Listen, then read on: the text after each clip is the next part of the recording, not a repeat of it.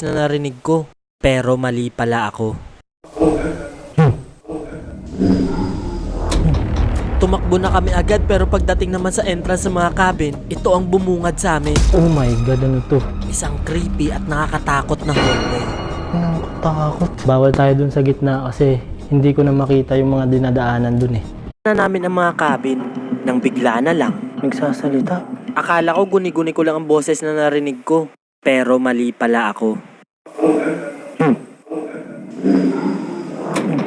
Tumakbo na kami agad pero pagdating naman sa entrance ng mga cabin, ito ang bumungad sa amin. Oh my God, ano to? Isang creepy at nakakatakot na hallway.